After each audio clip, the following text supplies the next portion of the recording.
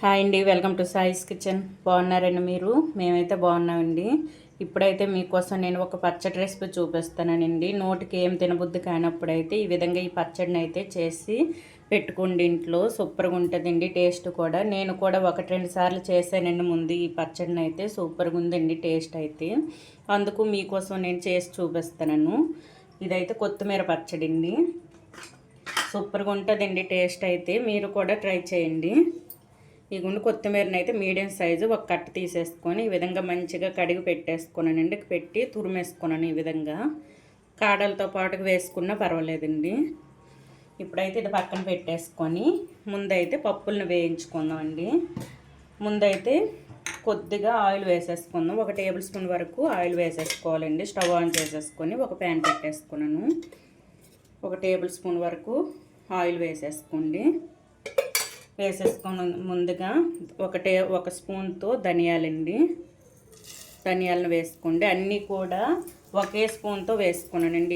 ఈ స్పూన్తో అన్నీ కూడా ఒక్కొక్క స్పూన్ లెక్క వేసుకోవాలండి. నేను ఇప్పుడు వేస్తున్నవన్నీ కూడా ఈ ఒక్క స్పూన్ తోటి వేసినవండి. 1 స్పూను ధనియాలు, 1 స్పూను శనగపప్పు, 1 టేబుల్ స్పూన్ జీలకర్ర, 1 టేబుల్ స్పూను పల్లీలండి, 1 టేబుల్ స్పూను మినప్పప్పు. ఇవన్నీ కూడా వేసుకొని మంచిగా వేయించుకోవాలండి. మంచిగా ఫ్లేమ్ మీడియంలో ఉంచేసుకొని ఇవన్నీ కూడా మంచిగా వేయించుకోండి. ఇప్పుడు ఇవి కొద్దిగా వేగిన తర్వాత అయితే నువ్వులను వేసుకోవాలండి. ఇప్పుడు స్టార్టింగ్లో నువ్వులు వేసుకోకూడదు. ఇప్పుడు వేసుకున్నామంటే ఈ నువ్వులు అనేవి మాడిపోతాయండి. పప్పులు వేగేలోపు అయితే నువ్వులు మాడిపోతాయి. అందుకు ఇవి కొద్దిగా వేగిన తర్వాత అయితే నువ్వులను వేసుకొని వేయించుకోవాలి. ఇవి మంచి స్మెల్ వస్తుందండి వేగేటప్పుడు. అంతవరకు కూడా ఈ విధంగా కలుపుకుంటూ వేయించుకోవాలి. ఫ్లేమ్ మీడియంలో ఉంచేసుకొని వేయించుకోండి. చూడండి, ఇప్పుడైతే సగం అయితే వేగాయండి. ఇప్పుడు ఇందులో 1 టేబుల్ స్పూన్ వరకు నువ్వులను వేసుకుంటాను. నువ్వులు వేసుకోవడం వల్ల టేస్ట్ బాగుంటుందండి. అందుకోసమని నువ్వులు పల్లీలు 2 మాత్రం స్కిప్ చేయకుండా వేసుకోండి. 2 కూడా ఈ విధంగా పూర్తిగా మంచిగా గోల్డెన్ కలర్ వచ్చేంత వరకు వేయించుకోవాలండి. మొత్తం కూడా చిటపటలు ఆడేంత వరకు. ఇప్పుడు ఇందులోని ఒక 7-8 ఎండుమిర్చిని అయితే వేసుకుంటాను. మీరు కారం తినే బట్టి వేసేసుకోండి. నేనైతే ఒక 7-8 వేసుకున్నానండి. వేసేసుకొని ఇవన్నీ కూడా మంచిగా ఫ్రై చేసుకోవాలి. మనకి ఎండుమిర్చి ఎక్కువ వేగకపోయినా పర్వాలేదండి, మాడపెట్టుకోకూడదు. ఈ పప్పుల్లోనే ఎండుమిర్చి కూడా వేగిపోద్ది. ఇవి మంచి కలర్ వచ్చేంత వరకు వేయించుకున్నామండి. చూడండి, మనకైతే ఎండుమిర్చి పప్పులు అన్నీ కూడా మంచిగా వేగాయండి. ఇప్పుడు ఇందులో చిన్న నిమ్మకాయ సైజు అంతా చింతపండు కూడా వేసుకోండి. పులుపు కోసం చిన్న నిమ్మకాయ సైజు అంతా వేసుకోండి. ఎక్కువ వేసేసుకోకండి.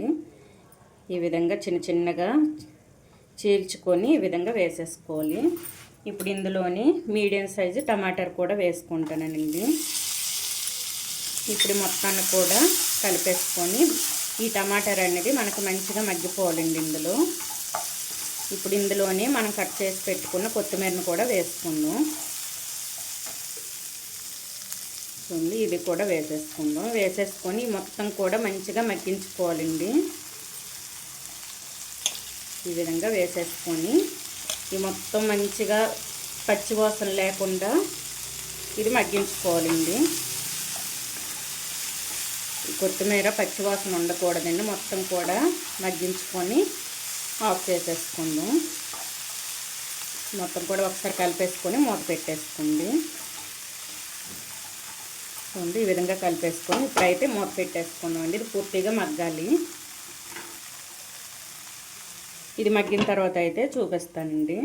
కొత్తిమీర మనకు మగ్గిందో లేదో చూద్దామండి. టమాటాలు కొత్తిమీర చూడండి మగ్గిపోయిందండి మంచిగా. చూసారా? ఈ విధంగా మగ్గించుకోవాలి. టమాటాలు కూడా మనకు మంచిగా మగ్గింది. చూడండి, తొక్క కూడా వచ్చేస్తుంది.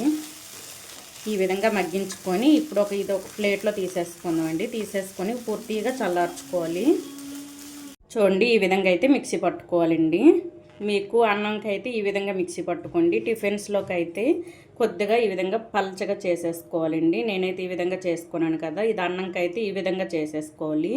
మీరు టిఫిన్స్కైనా చపాతీ రోటీ వీటికైతే కొద్దిగా పలచగా చేసేసుకుంటే బాగుంటుందండి. ఇప్పుడు ఇందులో ఉప్పును కూడా వేసేసుకున్నాను. కల్లుప్పుని అయితే వేసేసుకొని ఈ పచ్చడికి సరిపడా వేసేసుకున్నానండి. వేసేసుకొని ఈ విధంగా మిక్సీ పట్టుకున్నాను. ఇప్పుడు ఇది పక్కన పెట్టేసుకుందామండి. పక్కన పెట్టేసుకొని పోపు కోసం అయితే నేను స్టవ్ ఆన్ చేసేసుకొని 1 టేబుల్ స్పూన్ వరకు ఆయిల్ వేసేసుకున్నానండి. వేసేసుకొని ఇందులో పోపు దినుసులు వేసుకుందాం.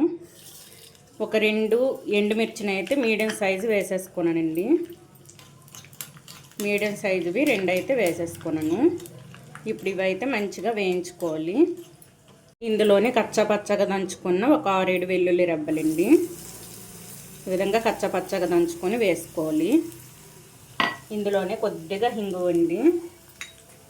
ఎక్కువ వేసుకోకండి, కొద్దిగా లైట్గా వేసుకుంటే సరిపోద్ది. చూడండి ఈ మాత్రం వేసుకుంటే సరిపోద్దండి. ఇవి మొత్తం కూడా ఫ్రై చేసుకోవాలి. కరివేపాకు కూడా కొద్దిగా వేసేసుకుందాం. వేసేసుకొని మంచి క్రిస్పీగా వచ్చేంత వరకు పోపుని అయితే వేయించుకోవాలండి. చూడండి పోపు అయితే మంచిగా మనకు వేగిందండి. చూసారా మంచి క్రిస్పీగా వేగింది. ఇప్పుడు ఇదైతే స్టవ్ని ఆఫ్ చేసేసుకొని ఇప్పుడు పచ్చడిలో అయితే పోపుని వేసేసుకుందాం. చూడండి ఇప్పుడైతే పోపుని వేసేసుకుందాం అండి. ఇందులో వేసేసుకొని మంచిగా కలిపేసుకోవాలి అండి. కొత్తిమీర పచ్చడిని అయితే ఈ విధంగా చేసేసుకోండి. సూపర్గా ఉంటుందండి. టేస్ట్ అయితే టిఫిన్స్కైనా చపాతీ రోటీకైనా అన్నంకైనా దేనికైనా సరే సూపర్గా ఉంటుంది. ఏమి తినాలనిపించలేనప్పుడు అయితే ఈ విధంగా పచ్చడి చేసి తీసుకోండి. సూపర్గా ఉంటుందండి. చూడండి మనకైతే మీరు టిఫిన్స్ చేసేటప్పుడు దోశ ఇడ్లీ చేసేటప్పుడు అయితే ఇది కొద్దిగా పలచగా చేసేసుకోవాలండి. పలచగా చేసేసుకుంటే బాగుంటుంది. అన్నంలోకి అయితే అన్నం చపాతీకి అయితే ఈ విధంగా చేసుకుంటే బాగుంటుందండి. చూసారా ఈ విధంగా చేసుకొని అయితే తీసుకోవాలండి. మనము టిఫిన్స్కి అయితే మాత్రం కొద్దిగా పలచగా చేసుకుంటే బాగుంటుందండి. ఈ పచ్చడి అయితే సూపర్గా ఉందండి. టేస్ట్ కూడా నేనైతే ముందు 1-2 సార్లు అయితే నేను చేసేసుకోనండి. పచ్చడి అయితే టేస్ట్ కూడా చేశాను. సూపర్గా ఉందండి ఇది టేస్ట్ అయితే. ఈ విధంగా అయితే చేసేసుకోండి పచ్చడిని అయితే. ఈ కొత్తిమీర పచ్చడి రెసిపీ కనుక మీకు నచ్చినట్లయితే అండి లైక్ చేయండి, షేర్ చేయండి, నా ఛానల్ను సబ్స్క్రైబ్ చేసుకోండి. ఓకే బాయ్ అండి.